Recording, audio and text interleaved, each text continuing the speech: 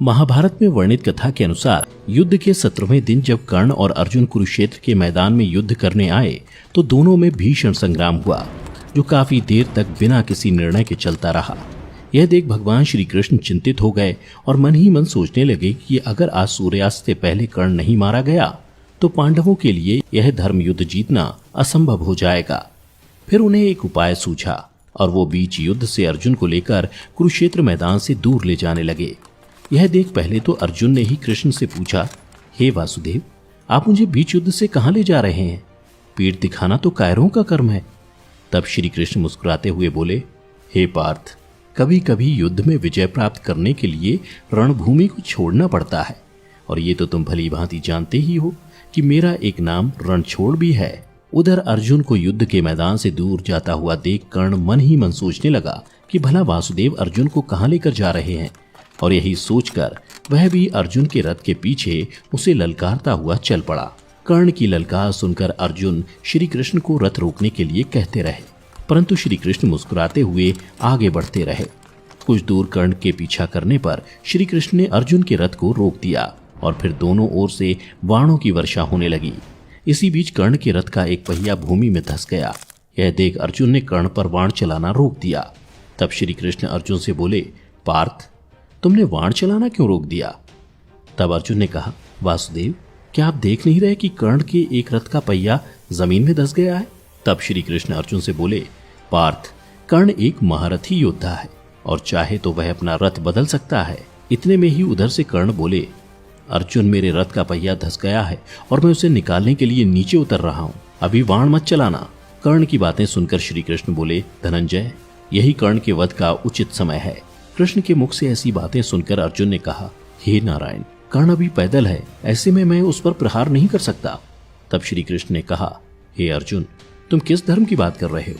क्या रणभूमि में कर्ण ने अभिमन्यु पर प्रहार करते समय युद्ध नियमों के बारे में सोचा था क्या?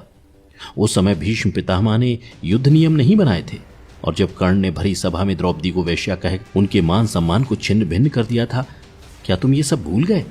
हे पार्थ, महारथी कर्ण अधर्म का भागीदार है, इसलिए इसे इसकी सजा अवश्य मिलनी चाहिए। हे पार्थ, धर्म की बात छोड़ो और कर्ण पर अंजुलिका अस्त्र से प्रहार करो। श्री कृष्ण की बातें सुनकर अर्जुन ने कर्ण पर अंजुलिका अस्त्र चलाया, जो कर्ण के गर्दन के बीचों बीच जा लगा। परिणाम स्वरूप कर्ण उस बाण के प्रहार से मृत्यु के निकट पहुंच गया। उसके बाद श्री कृष्ण के मन में कर्ण की दानवीरता की परीक्षा लेने का विचार आया और वह एक ब्राह्मण का रूप धारण कर कर्ण के निकट पहुंच गए और उनसे पूछने लगे, हे अंगराज, मैंने आपकी दानवीरता के बहुत गुणगान सुने हैं। मैं आपसे एक उपकार की अपेक्षा करता हूँ, कृपया मेरी सहायता करें। मेरी पुत्री का विवाह है और मैं अपनी पुत्री को स्वर्ण देने में असमर्थ हूँ। कृपया मेरी दुविधा का निवारण करें। यह सुन दानवीर कर्ण ब्राह्मण से बोले, हे देव, मैं निहत्था हूँ और इस समय मेरे पास आपको देने के लिए कुछ भी नहीं। इस पर उस ब्राह्मण ने कहा, हे दानवीर कर्ण, आपके पास अब भी ऐसा कुछ है जिसे आप दान कर सकते हैं। यह सुन कर्ण समझ गए कि ये कोई साधारण ब्राह्मण नहीं बल्कि ब्राह्मण रूपी कोई देव है। असमंजस में पड़ते हुए कर्ण उस ब्राह्मण से पूछने लगे, हे ब्राह्मण, मेरे पास वो क्या है जिससे मैं आपकी सहायता कर सकता हूँ? तब ब्राह्मण बोले, आपकी सोने की दांत। तत्पश्चात कर्ण ने बिना संकोच के अपने सामने पड़े पत्थर को दांत पर मारकर उसे लेने की बात कही।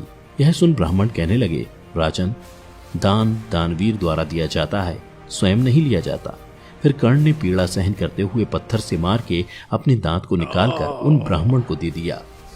उस पर आपत्ति जताते हुए ब्राह्मण कहने लगे, दान तो पवित्र लिया जाता है, मैं इसे कैसे स्वीकार करूं?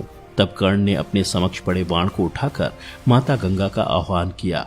तदुपरांत मां गंगा की सहायता से कर्ण ने उस सोने के दांत को पवित्र कर उस ब्राह्मण को दे दिया। तत्पश्चात कर्ण उनसे अनुरोध करने लगे, हे देव, मुझे अपने सत्य रूप में दर्शन दीजिए, मैं आपके दर्शन करना चाहता हूँ। कर्ण की दानवीरता से प्रसन्न हरिकृष्ण ने कर्ण के समक्ष अपने सत्य रूप में दर्शन देते हुए कहा, कर्ण, तुम जैसा दानवीर त्रिलोक में कोई भी नहीं है। जब तक इस संसार में सूर्य और चंद्रमा रहेगा तब तक तुम्हारा नाम दानवीर कर्ण के नाम से जाना जाएगा। मैं तुम्हारी दानवीरता से अत्यंत प्रसन्न हूँ, तुम मुझसे जो चाहो वरदान मांग सकते हो। तब इस पर कर्ण ने कहा, प्रभु, मैं अपने अगले जन्म में आपके राज्य में जन्म लेना चाहता हूँ, और दूसरा, मेरा जन्म एक कुंवारी माता के द्वारा हुआ था, इसलिए मेरी इच्छा है कि मेरा अंतिम संस्कार भी एक कुंवारी भूमि अर्थात ऐसी भूमि पर हो जहां आज तक कोई अधर्म नहीं हुआ हो। इतना कहकर कर्ण ने अपने प्राण त्याग दिए। तत्पश्चात भगवान श्री कृष्ण और सारे पांडव इस विचार में पड़ गए कि उन्हें आखिरकार कुंवारी भूमि कहाँ मिलेगी। पूरी पृथ्वी खोजने के पश्चात जब श्री कृष्ण को ऐसा एक भूमि का टुकड़ा नहीं मिला, तो श्री कृष्ण ने कर्ण के मृत शरीर का अंतिम संस्कार अपने हाथ में करने का फैसला किया। तो मित्रों, उम्मीद करता हूँ कि आपको कर्ण से जुड़ी ये कथा पसंद आई होगी।